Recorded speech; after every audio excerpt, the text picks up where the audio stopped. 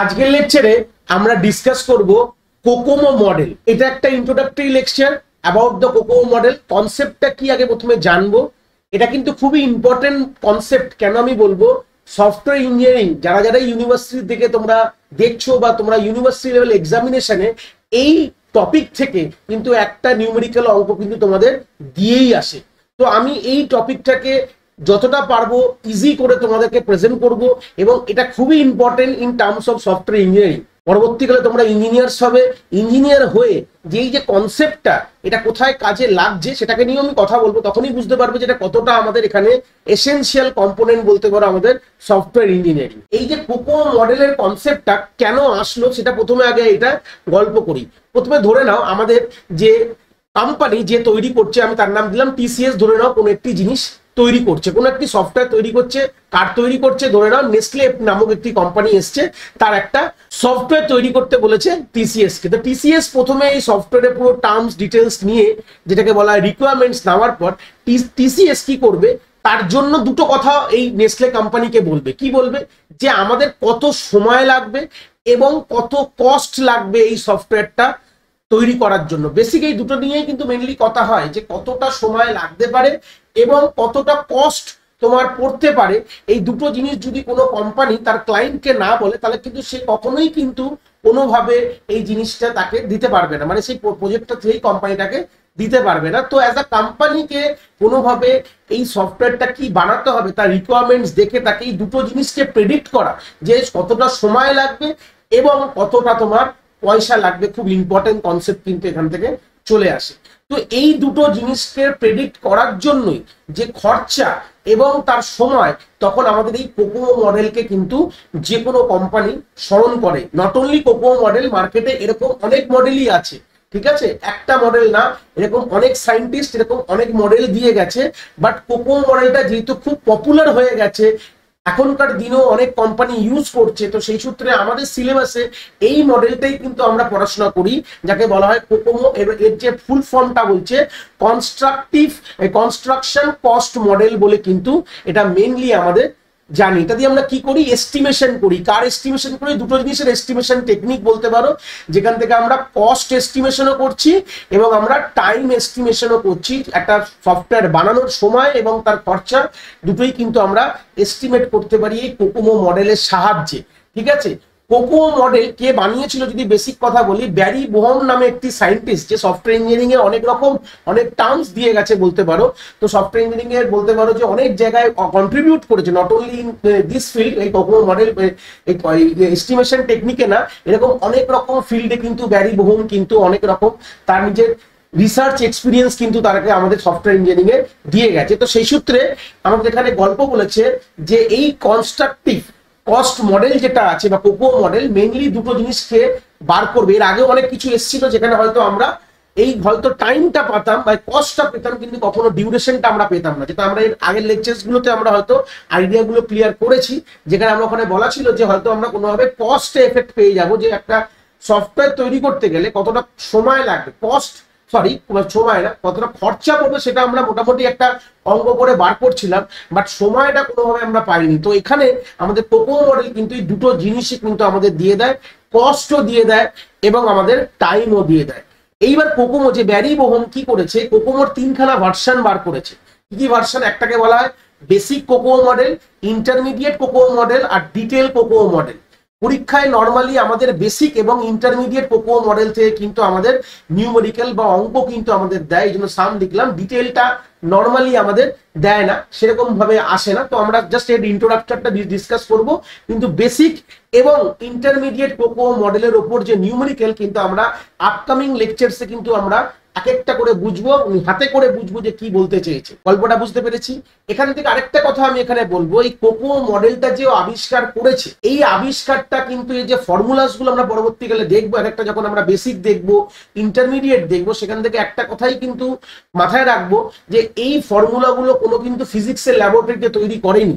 এই ফর্মুলাগুলো এক্সপিরিয়েন্স, সে যে একটা ব্যারি বোহম নামে একটি সফটওয়্যার ইঞ্জিনিয়ার, সে এত বছর ধরে কাজ করে তার এক্সপিরিয়েন্সের ভিত্তিতে কিন্তু এগুলো তৈরি করেছে। প্রথমেই আমি বলে দিই, এই যা কিছু তোমরা দেখবে কনস্ট্যান্ট টার্ম দেখবে বা ফর্মুলা দেখবে আগামী লেকচার্স গুলোতে, সেগুলোতে ও একটা কথাই বলেছে যে ও নিজস্ব এক্সপিরিয়েন্স দিয়ে কিন্তু ও এই জিনিসটাকে তৈরি করেছে। এবং ও আরেকটা কথা বলে দিয়েছে যে সফটওয়্যার, সিম্পল কথা যদি বলি, যে কোনো একটি সফটওয়্যার যখন আমরা বানাবো, সফটওয়্যারটা কি ক্যাটাগরিতে পড়তে পারে তার বিনিময়ে তোমরা একদম সেগ্রিগেটেড ওয়েতে কিন্তু ওই কোকো মডেল কিন্তু কাজ করবে।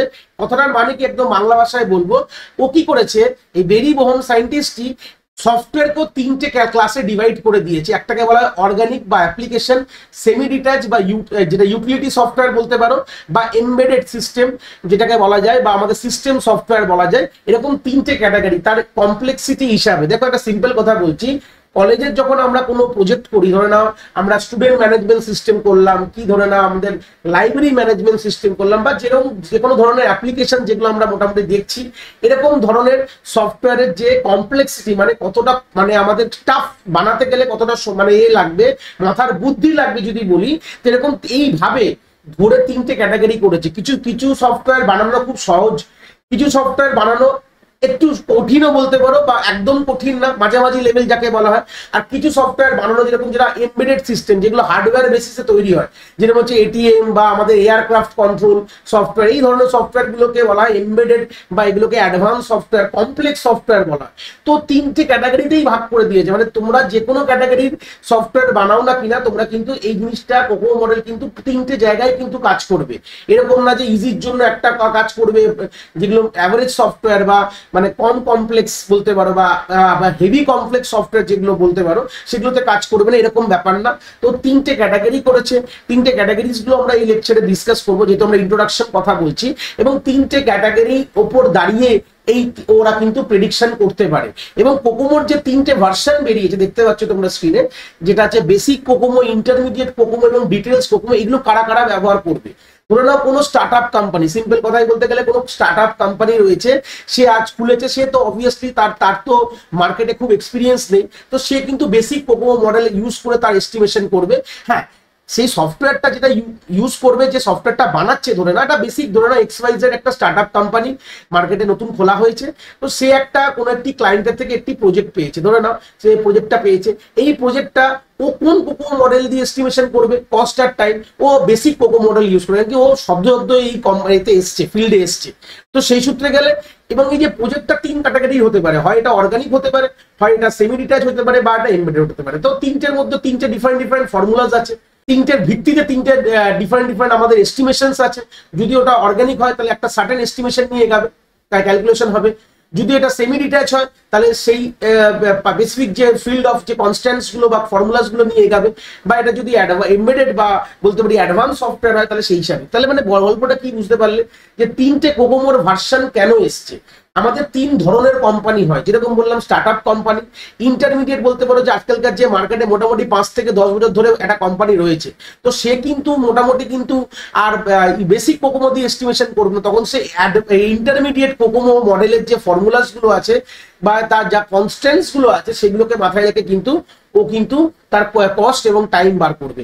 এবং যে ডিটেলস কোকোমো কারা কারা ব্যবহার করবে, যারা অনেক বছর ধরে রয়েছে, যেরকম ধরে নাও হচ্ছে গুগল, ধরে নাও অ্যাভারেজ এই অ্যামাজন, ধরে নাও মাইক্রোসফট, ধরে নাও, এরা যে কোম্পানিগুলো মোটামুটি এরা কিন্তু ডিটেলস কোকোমো নিয়ে কিন্তু কাজ করবে, কেন কি তারা নেক্সট লেভেল খেলাধুলা করছে। বুঝতেই পারছো, যারা এখন মার্কেটে একদম প্রোডাক্ট বেস কোম্পানি, তারা যখন কোনো প্রজেক্ট যখন ডিল করে, তখন কিন্তু ওরা এই ডিটেল কোকোমো দিয়ে তাদের এস্টিমেশন করে যে কতটা সময় লাগতে পারে এবং কত খরচা করতে পারে। তো তিনটের জন্যই কিন্তু বেরি বোহম, তিন রকম কোম্পানির জন্য কিন্তু বেরি বোহম কিন্তু এই কোকো মডেলের আইডিয়া দিয়ে গেছে, তাদের প্রত্যেকটা ফিল্ডে দিয়ে গেছে, তাদের প্রত্যেকটা সেগ্রিগেটেড ফর্মুলাস আছে, সেই ফর্মুলাসে ফেলে তারা কিন্তু সেটা বার করতে পারে। এবং তিন ধরনের সফটওয়্যার হতে পারে, যেটা আমি বললাম অর্গানিক, তার ডেফিনেশন নিচের দিকে দেখবো আমরা। অর্গানিক সফটওয়্যার যেগুলো একদম ধরে নাও একদম বেসিক সফটওয়্যার, ধরে নাও সেমি ডিট্যাচমেন্ট, তার থেকে একটু টাফ ধরে নাও, যেরকম সিম্পল ধরে গুগল পে, ফোন পে, যে অ্যাপ্লিকেশন গুলো দেখতে পাচ্ছ, যেগুলো আমাদের ট্রানজাকশন রিলেটেড কাজ করছে, ব্যাংকিং রিলেটেড কাজ করছে, এরকম ধরনের সফটওয়্যার হতে পারে, বা কিছু হাইফাই গেমস হতে পারে। এমবেডেড বলতে গেলে যেরকম কোনো সফটওয়্যার আমি কোনো কম্পাইলার ডিজাইন করছি, সিম্পল ধরে নাও আমি কোনো এয়ারক্রাফটের জন্য বানাচ্ছি, এটিএম এর জন্য বানাচ্ছি, এটিএম মেশিনের জন্য বানাচ্ছি, এরকম ধরনের যেগুলো হার্ডওয়্যার বেস হয়, এগুলো পরবর্তীকালে দেখবো আমরা এই লেকচারেই দেখবো। তো এরকম ধরনের তিনটের জন্য আলাদা আলাদা সেগ্রিগেশন করে দিয়ে গেছে, সেই সেগ্রিগেশনগুলো যখন আমরা প্রত্যেকটি কোকো মডেলের পরের লেকচার থেকে যখন পড়বো তখন আমরা কিন্তু স্টেপ বাই স্টেপ জিনিসগুলো কিন্তু আমরা দেখতে থাকবো, কোনো অসুবিধা নেই। নেক্সট কি বলছে দেখতে পাচ্ছ, যেটা আমি বললাম সেটাই বলেছে, to categorize a product into one of the three proposed class we consider both the characteristic and product and those the development। এই দুটো জিনিসকে মাথায় রেখে কিন্তু আমরা প্রোডাক্ট গুলোকে বা প্রজেক্ট বলতে পারো বা প্রোডাক্ট মানে যেটা বানাবো সেটাকে ক্যাটাগরাইজ করা হয়েছে, এটা বললাম। দুটো জিনিসকে মাথায় রেখে, যে প্রোডাক্টের ক্যারেক্টারিস্টিক এবং তোমার ডেভেলপমেন্ট টিমটাকে মাথায় রেখে কিন্তু এই ক্যাটাগরিগুলো করা রয়েছে। যেরকম এক্সাম্পল বলছে, data processing and scientific program are considered are application program. ধরুন কোনো ডেটা প্রসেস করছে বা কোনো সাইন্টিফিক প্রোগ্রাম আমরা ডিল করছি, এগুলোকে আমরা অ্যাপ্লিকেশন প্রোগ্রামের হিসাবে আমরা ক্যাটাগরিতে রাখছি। বললাম না, যেটা আমাদের অর্গানিক অ্যাপ্লিকেশন যেটাকে বলছে, অর্গানিক যে ধরনের যে প্রোডাক্টগুলো সেগুলো কিরকম হতে পারে।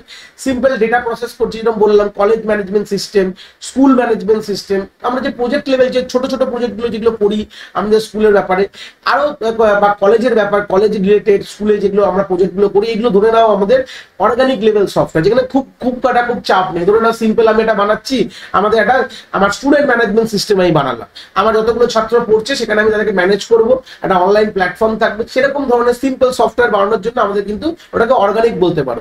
সেকেন্ড লেভেল বলছে ইউটিলিটি প্রোগ্রাম, মানে এখানে কম্পাইলার হতে পারে, লিঙ্কার, এরকম ধরনের যেসব সফটওয়্যার গুলো বানাচ্ছ সেগুলো হচ্ছে আমাদের ইউটিলিটি বেস হতে পারে, বা অপারেটিং সিস্টেম হতে পারে, বা রিয়েল টাইম সিস্টেম যেগুলোকে আমরা সিস্টেম প্রোগ্রাম বলি, যেগুলো হার্ডওয়্যার বেস থাকে।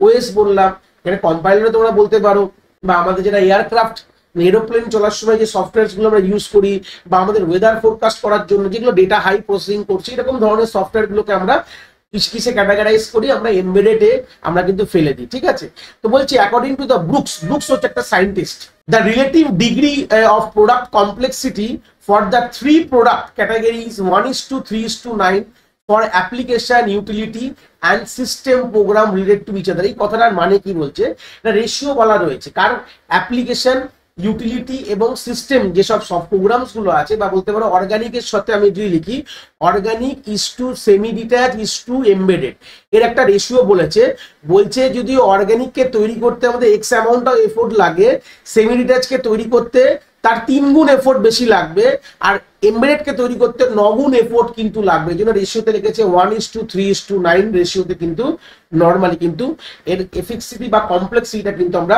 ডিফাইন করতে পারি। এবার তিনটে ডেফিনেশনস আমরা দেখবো, যে যেটা বলেছে যে অর্গানিক কি বলতে চেয়েছে, বলছে relatively small group work in a familiar environment to develop a well understood application program। যেসব অর্গানিক সফটওয়্যার গুলো ওই ক্যাটাগরিতে ফেলবো সেখানে কিরকম ধরনের হবে, যেখানে কাজটা খুব রিলেটিভলি ভেরি স্মল, মানে যে কাজটা যে প্রজেক্টের কাজটাকে দেওয়া রয়েছে, যে কোনো কলেজ লেভেল প্রজেক্টগুলো যেগুলো নর্মালি হয় সেগুলো কিন্তু খুবই ছোট ধরনের কাজ হয়, একটা সার্টেন বিট যেখানে আমরা পুরো কনসেপ্টটাকে প্রথমে গ্র্যাপ করতে পারি, এবং আমাদের গল্পটা কি যেখানে আমাদের কাজও খুব কম থাকে, এবং এনভায়রনমেন্ট যে এনভায়রনমেন্টে কাজ করছে এটা কিন্তু ফ্যামিলিয়ার এনভায়রনমেন্ট, যেখানে little innovations is require here, there are few restriction and deadlines and the development environment stable. 3-4 রকমের মাথায় জিনিস রাখছি। কলেজের যখন প্রজেক্ট তৈরি করি সেখানে কোনো ডেডলাইনের খুব সচরাচর কোনো ব্যাপার থাকে না, খুব মানে আমাদের রেস্ট্রিকশন থাকে না। আমরা মোটামুটি জানি যে 6 মাসে আমাদের সেমিস্টার হয়, তো মোটামুটি যে কোনো প্রজেক্ট যখন ডেভেলপ করবো 6 মাসের মধ্যেই করতে হবে, এটা মাথায় রাখবো। যেখানে কোনো ইনোভেশনের কোনো ব্যাপার নেই, নিজের মাথা থেকে বুদ্ধির ব্যাপার নেই, যেখানে আমাদের সবকিছুই আমরা ইন্টারনেটে বা মোটামুটি আমাদের রিসোর্স রয়েছে সেখান থেকে আমরা ইউজ করে করছি, রেস্ট্রিকশন সেরকম কিছু নেই। যে এনভায়রনমেন্টটা আমাদের স্টেবল এনভায়রনমেন্ট হয়, যেখানে আমাদের ওয়ার্ক যে ফোর্স বলতে পারো বা টিম বলতে পারো সেগুলো নিজের চেনা পরিচিত হয়, নিজেদের মধ্যে কাজ করবো। যে এরকম ধরনের যে প্রজেক্টগুলোকে আমরা, যে প্রজেক্ট এরকম ধরনের এনভায়রনমেন্টে তৈরি হচ্ছে সেগুলোকে আমরা অর্গানিক প্রজেক্ট হিসেবেও কিন্তু আমরা ভাবতে পারি।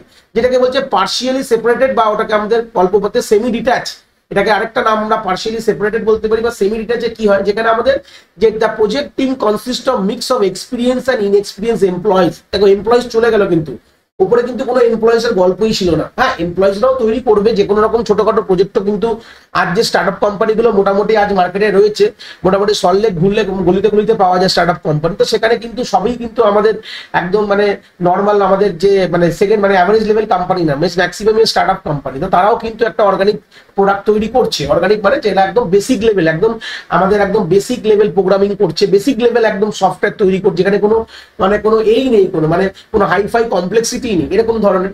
আর যখনই তুমি একটা ভালো কোম্পানি যেমন টিসিএস, উইপ্রো এইসব কোম্পানিতে যে কথা ভাবো, সেখানে যেসব টিম ডেভেলপড হয় সেখানে এইভাবে মাথায় রাখা হয় সেখানে টিমের যে মধ্যে কিছু এক্সপিরিয়েন্স লোগো থাকে, কিছু ইনএক্সপিরিয়েন্স লোগো থাকে, এবং টিমের সাইজ গুলো কি হতে পারে, এক মিডিয়াম হতে পারে, some innovations require constraints and deadline are moderate and the development environment is somewhere fluid. এইসব ক্ষেত্রে যেসব প্রজেক্টের একটা সাইজ মিডিয়াম হয়, খুব লার্জ হয় না, কমপ্লেক্সিটিও মোটামুটি হয়, এবং তাদের একটা ডেডলাইনের কিন্তু ব্যাপার রয়েছে যে এই সময় দিতে হবে, কিছু ইনোভেশনস করতে হবে, নিজের মাথা থেকে কিছু একটা বুদ্ধি বার করতে হবে, কিছুটা মানে একটা বলতে ক্রিয়েটিভিটি বার করতে হবে মাথা থেকে, এরকম ধরনের যেসব সফটওয়্যারস গুলো, যেরকম এক্সাম্পল আমি বললাম যে গুগল পে আমাদের রয়েছে, ফোন পে রয়েছে, এই যে ক্রেডের মতন এত ভালো ভালো আমাদের ক্রেডিট কার্ড পেমেন্ট যে সফটওয়্যারস গুলো, এগুলো যেখানে আমাদের একদম টাফও না একদম ইজিও না, মানে মাঝামাঝি, যেখানে নিজের মাথার বুদ্ধি বার করে কিছু ভালো রকম কাজ করা হয়েছে, এরকম ধরনের। যেরকম আমরা যদি গুগল লেন্স, সিম্পল কথা ভাবো, গুগল লেন্স এটা যদি গুগল লেন্স যদি একটা পার্ট অফ গুগল, কিন্তু বাট আমি যদি একটা সিম্পল কথা বলি গুগল লেন্সের এগেনস্টে, সেই গুগল লেন্স থেকে কি করা হয়, যে কোনো ছবি তুলে ওখান থেকে আমাদের টেক্সটকে রেকগনাইজ করা হয়। তো এরকম ধরনের সফটওয়্যার, এটা কিন্তু একটা খুব হাইও না খুব লো না, মাঝে মাঝে, যেখানে একটা এরকম ধরনের আমাদের কিন্তু সফটওয়্যার বলতে পারো, যেটা সেমি ডিট্যাচ সফটওয়্যার এরকম বানাতে পারো, কোনো কম্পাইলার হলো, কোনো সিম্পল বা লিঙ্কার বানালাম, এরকম ধরনের, যেখানে আমাদের ডেভেলপমেন্ট এনভায়রনমেন্টটা সামওয়্যার ফ্লুইড, কথাটার মানে হচ্ছে এক্সপিরিয়েন্স এবং ইনএক্সপিরিয়েন্স মিলিয়ে কিন্তু রয়েছে, এরকম মানে সবকিছু মানে একদম স্টেবলস না, মানে পুরোটা আনস্টেবল না, পুরোটা স্টেবল না, মানে মাঝামাঝি জায়গায় রয়েছে, এরকম ধরনের সফটওয়্যার কিন্তু আমরা সেমি ডিট্যাচ বা পার্শিয়ালি সেপারেটেড এর ক্যাটাগরিতে ফেলতে পারি। লাস্ট হচ্ছে এমবেডেড, যেখানে কি বলছে, যেখানে mainly the software belong strongly link to the complex hardware such as aircraft control, ATM or weapon system, মানে বুঝতে পারছো যেখানে সফটওয়্যারটা হার্ডওয়্যারকে দেখেই বানানো হয়েছে, যে কোনো একটা ধরে নাও যে মেশিন গান কন্ট্রোল, বা আমরা যে মিসাইল কন্ট্রোল, এই যে মিসাইল যে ছাড়া হচ্ছে মিসাইল কন্ট্রোল, তারপরে যে প্লেন চালানো হচ্ছে এয়ারক্রাফট কন্ট্রোল, এটিএম মেশিন, তো এরকম ধরনের যে সফটওয়্যার গুলো তৈরি হয়, এগুলো কিন্তু পুরোটাই হার্ডওয়্যারকে মাথায় রেখে তৈরি হচ্ছে, মানে হার্ডওয়্যারের ভিত্তিতে কিন্তু এগুলো তৈরি হয়, যেখানে যেখানে প্রজেক্টের যে টিম লার্জ হতে পারে, হাই লেভেল অফ ইনোভেশন দরকার, যে ইনোভেশন রেসপেক্টে কিন্তু হাই দরকার, এবং কনস্ট্রেন্ট এবং ডেডলাইন একদম টাইট, মানে এরকম ব্যাপার নেই যে আমাকে যতক্ষণ ইচ্ছা কাজ করবো না, একদম বলে দেওয়া হচ্ছে 2 মাসের মধ্যেই করতে হবে, এরকম ব্যাপার।